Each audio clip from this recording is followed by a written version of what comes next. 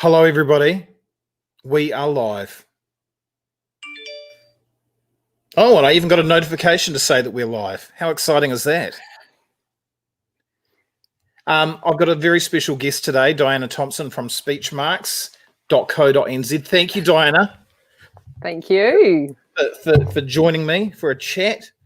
In fact, while you're there, we'll just wait for a couple more people to come on. I'm just going to muck around and do something because I'm so professional. Let me just see. I'm just learning so much tonight. We've got a few people that are actually wanting. Yes, I have had a fun night tonight because we were all set to go, and then we decided that we were going to play some video beforehand, and then that all went pear-shaped, and then my son tried to help me, and it was really just a bloody nightmare, wasn't it? To be honest.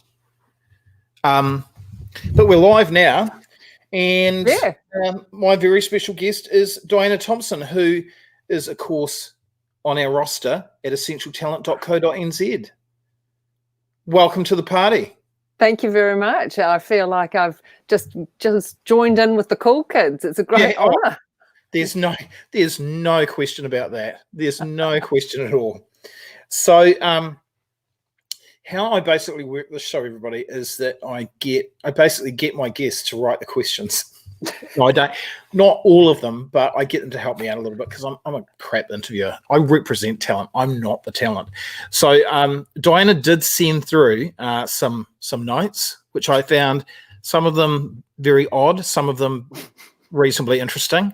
But just to tease you about what's going to happen tonight, we are going to pick Diana's brain on how to be a great public speaker. And I don't mean, we're not talking about keynote speakers that we represent. We won't get into that because that's very specific.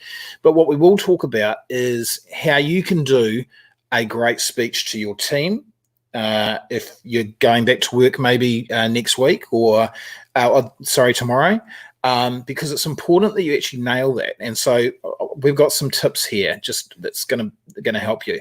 And also just how to work those Zoom calls a little bit better as well, because a lot of people are on there and they just need to be a little bit better, don't they, Diana? It's your best side, definitely your best. Right, nice. Yeah, that's perfect. Okay.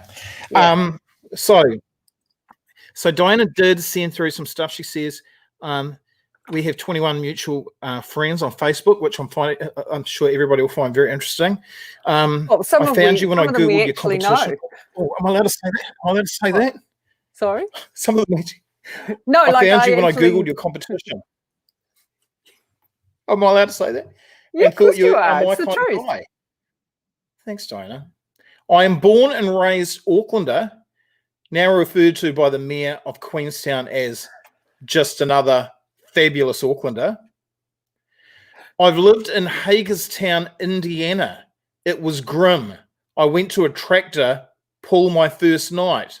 I went to a tractor pull my first night. Yeah. When did you live in... Why? When did you live there? 1992.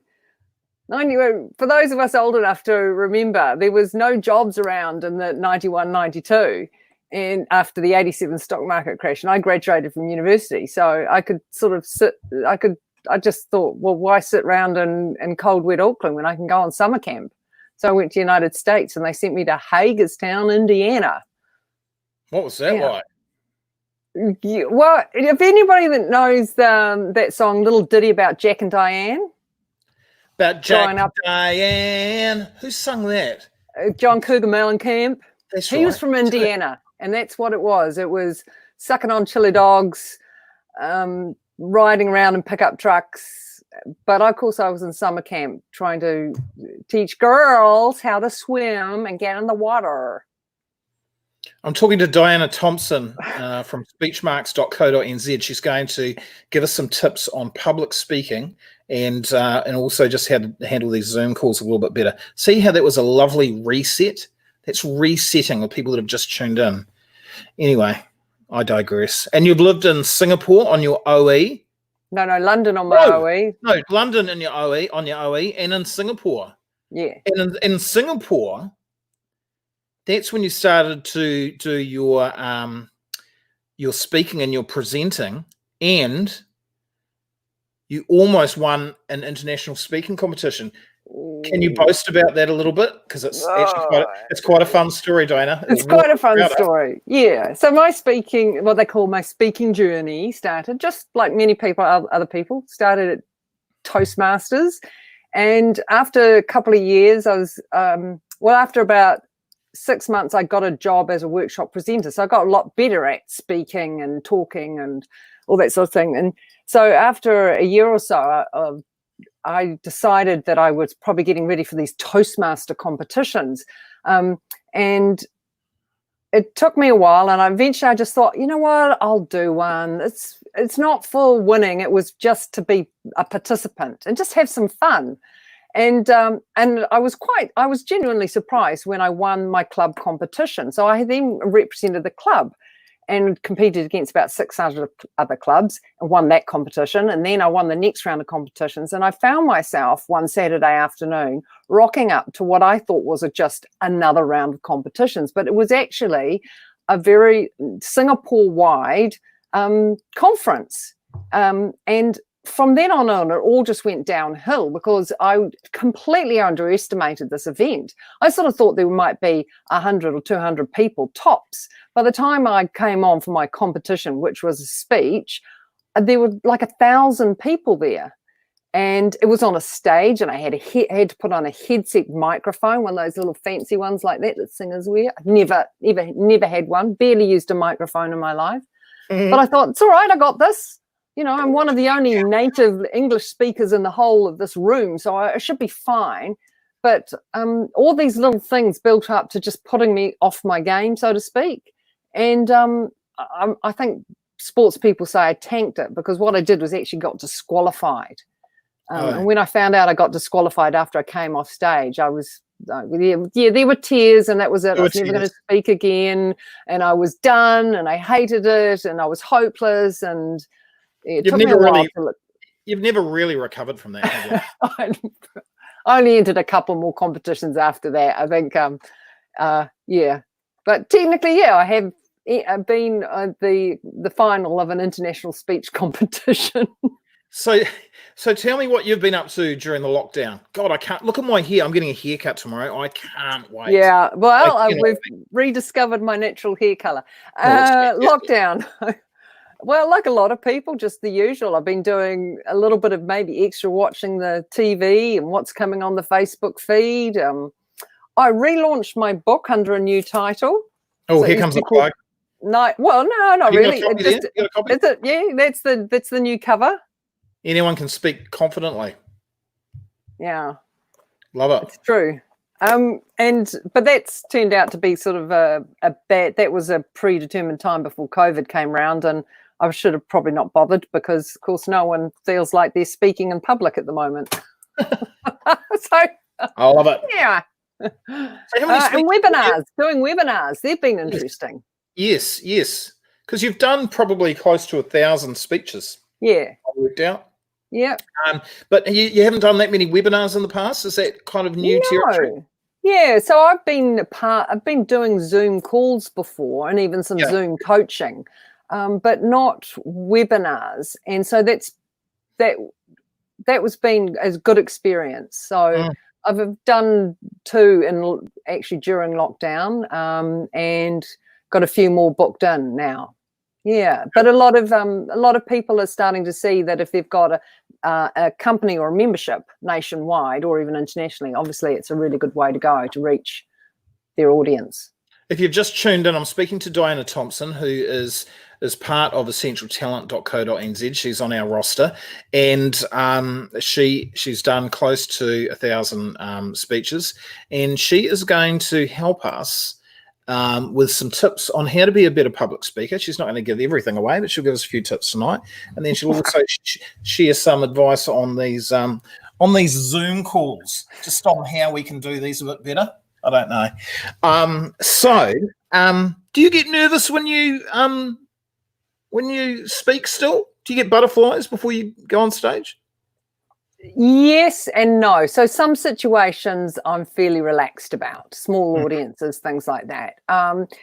But whenever I want to do really well, I do. Even on the webinar I had on Friday with an organisation called the Diversity Agenda, I really wanted to do well. I really wanted for people to get a lot out of it and learn things and have some takeaway things they could action. So I was quite nervous because I wanted to do well, not because I was scared of the audience or afraid I was going to trip up or bore people.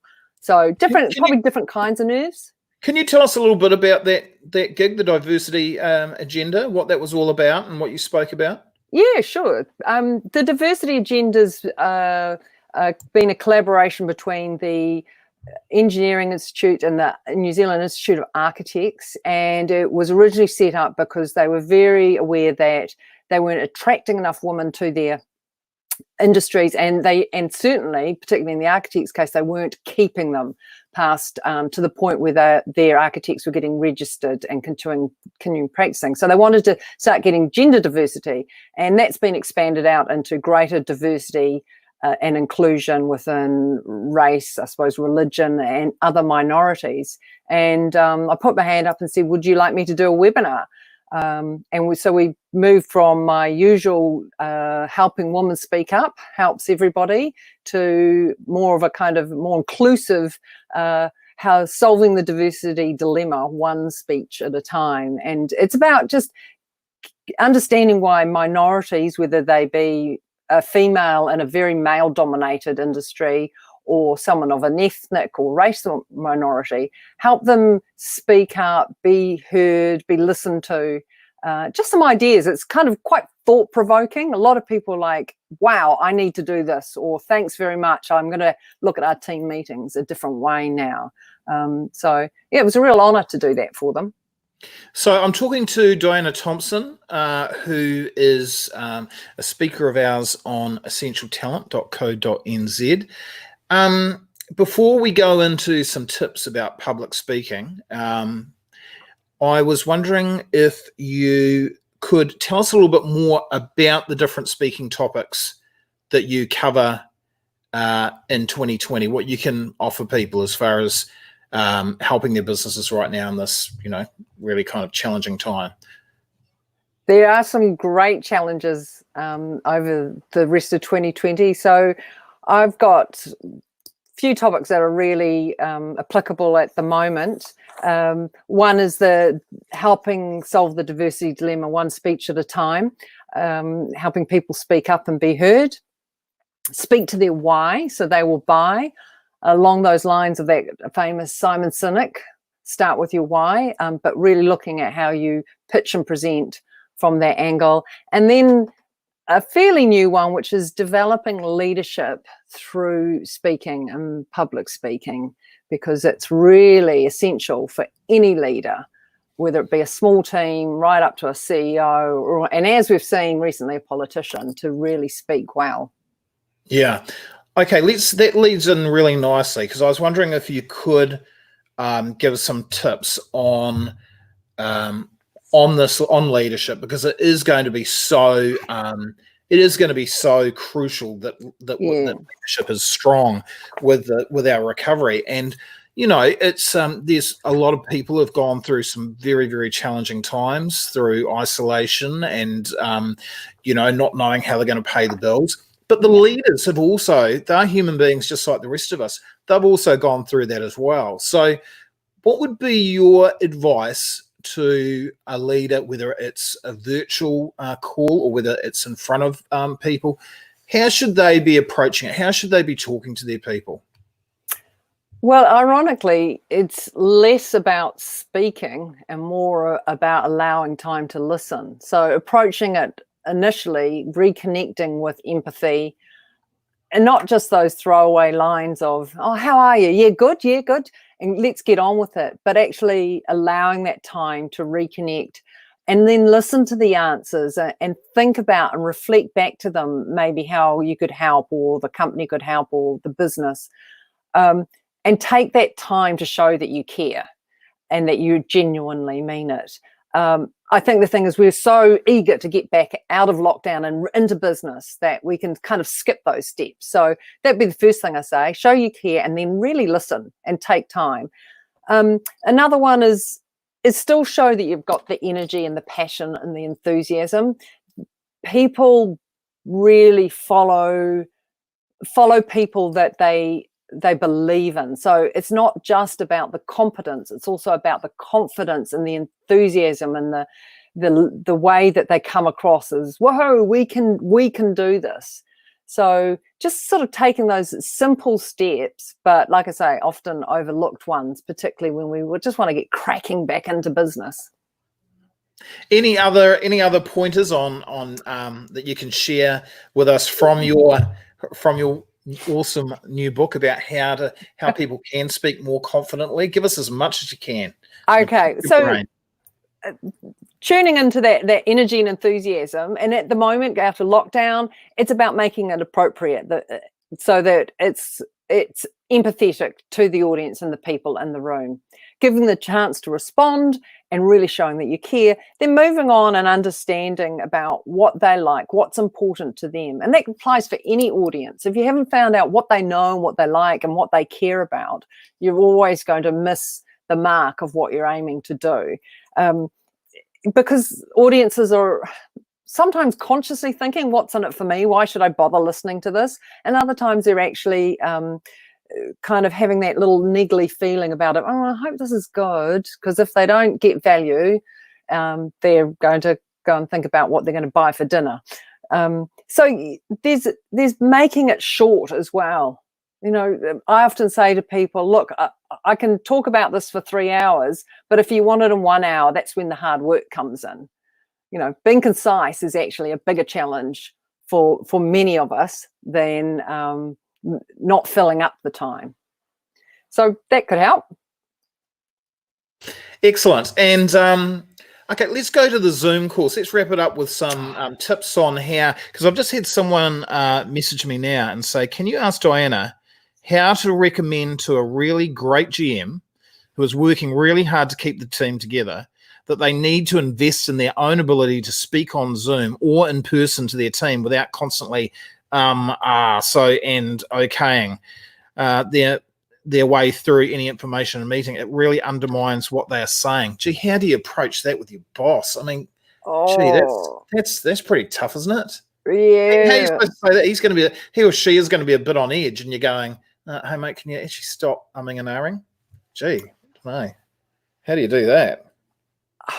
Gosh, there's got to be some sort of video that could be slightly sort of pointed in their direction that would be able to suggest that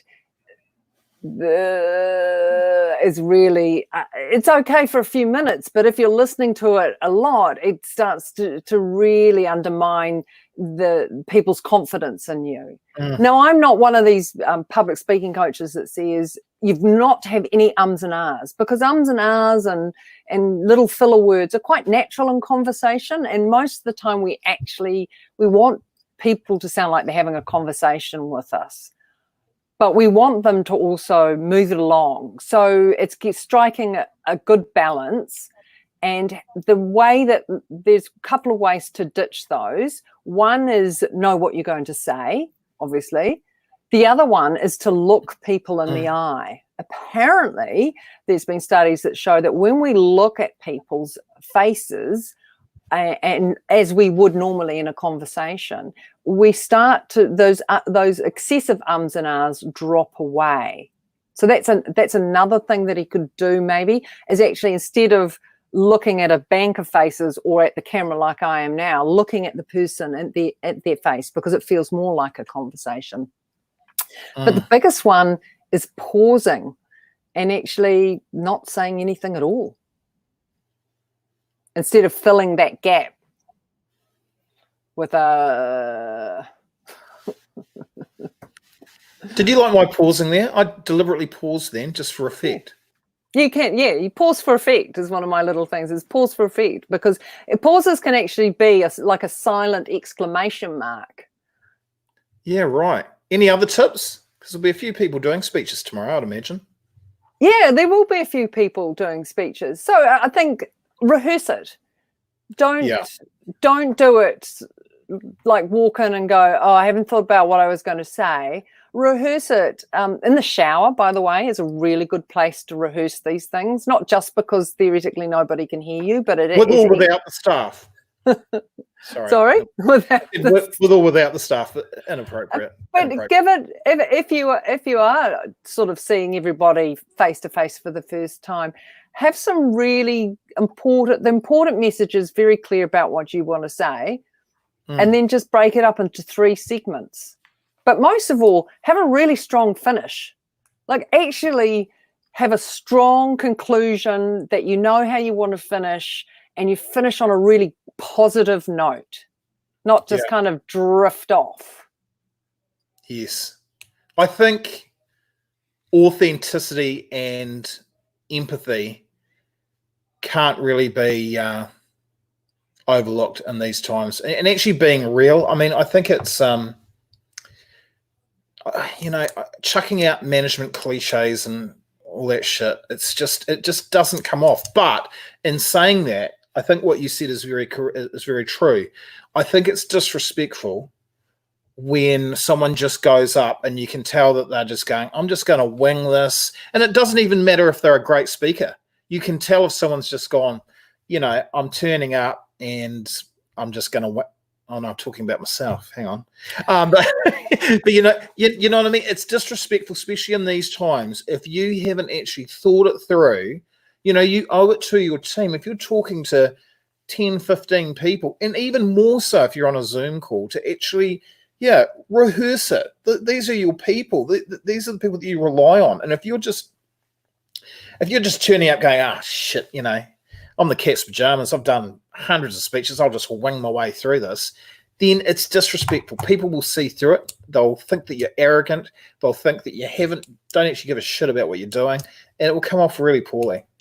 I think that maybe even more so that people can pick up a lot from how you behave physically and what's on your face and what your body language says. So, there's some misquoted statistics, but they're generally a guidance that often it's not what you say, it's not the words, it's how you conduct yourself as well. So if you're saying, it's great that you're here and we're gonna get through this, but your body sort of indicates that you're not really sure and you don't want to be there, like people pick up on all those messages, the non-verbal cues. Yes. So part of your rehearsal is to be able to stand up and really feel like you are ready to deliver that message and say what you need to say. And I agree, you need to make sure that the people that are worthy of a mention get a mention. How many acceptance speeches have we heard over the years where they go, I forgot to thank, that takes preparation to remember certain people that you want to say shout out to or special thanks to, and don't forget that your star players on the team, they want to get recognised just as much as anyone else. Don't overlook those that, they won't care. They've been here for years. They're making good money and it doesn't really matter.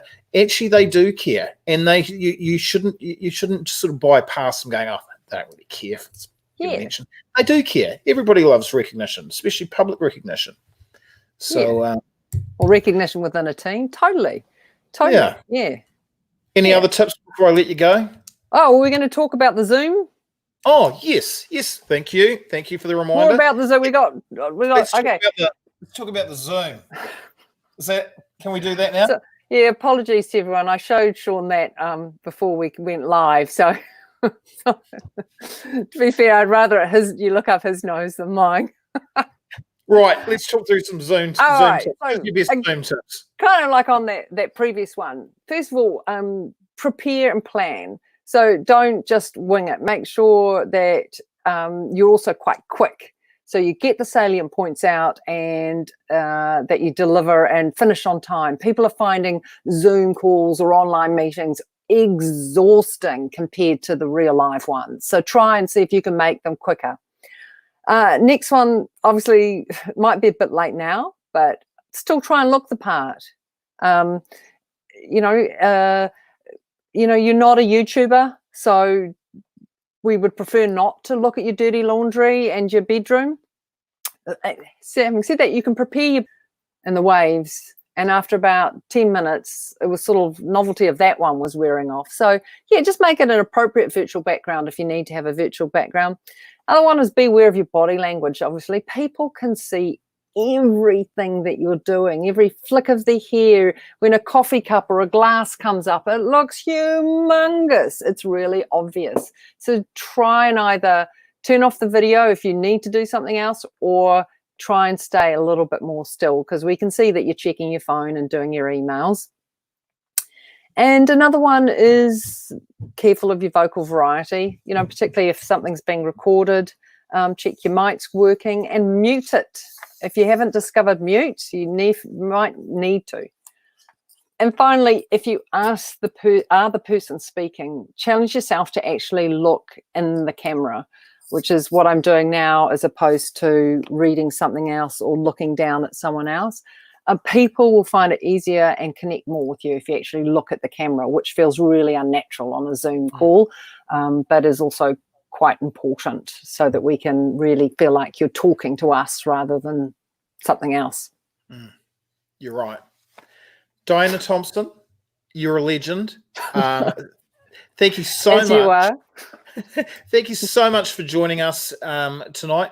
If you want to book the wonderful Diana Thomson, you can do so by getting in touch with us at essentialtalent.co.nz. Now, what are we doing at essentialtalent.co.nz at the moment? We're doing a lot of webinars, which are going down really, really well. We can give you a webinar on any format, basically, anything from Zoom to whatever you want. So there's been a lot of interest in leadership. There's been a lot of interest in health and well-being in particular. Those two categories are, there's been a lot of demand there. And of course, we've got Diana, who can talk about how you can actually communicate better like this, because if you're still going to be doing a lot of Zoom calls, there is a bit of an art to actually doing this and doing it well. And we've only touched the surface tonight. Diana can actually do a better job and do a session in front of up to 500 people and talk through how to actually do it really well. And also, of course, talk about leadership as well. So we're all ready to go, of course, when we can have live gigs for our people. But we're also doing these webinars. So if there's something that you think we can help you with, just go to essentialtalent.co.nz, or you can message me on Facebook, or you can send Career Pigeon, or you can really do whatever the hell you want. So thank you very much, Diana, for your time. Thank you. And of course, awesome. Your talent can also do hybrid events, which is the new thing as well. Yes, so hybrid events. So just to explain what that is, this is going to be a trend, I think, for probably the next 2 or 3 years, where, okay, so we did prior to lockdown, webinars probably, I'm guessing here, made up something like 1% of all, speeches and so forth. What's happened in lockdown? 100%, of course, because you can't have any live performances. Now, are we going to go from 100% back to 1%? Of course we're not. I think that what will happen is you're going to have webinars, virtual presentations.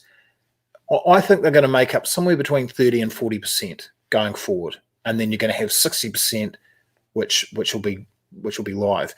But also, what you'll do is you'll have a hybrid, which we can help you with now, where, for example, you might have 100 people in Auckland live, but then you'll have it beamed in to other markets around the country. So that is going to become a very popular way of doing things. In fact, we've actually done this previously with the radio awards, and it worked really well. This was like a few years ago, kind of led the way on that, where we had a group, and it was just to save costs, really. Had a group live in Auckland for the actual awards themselves, and then it was beamed through right across the whole country, and people have their own little party, their own little gathering, and it works really well. So you're right, that is going to be that's really going to be the future, I think, in the next 2 to 3 years. Thank you so much for joining us. You're just wonderful. Good luck with the book, and we'll talk again soon. Okay, thanks a lot, Sean. It's been a pleasure. Bye. Okay, thank you. Bye-bye.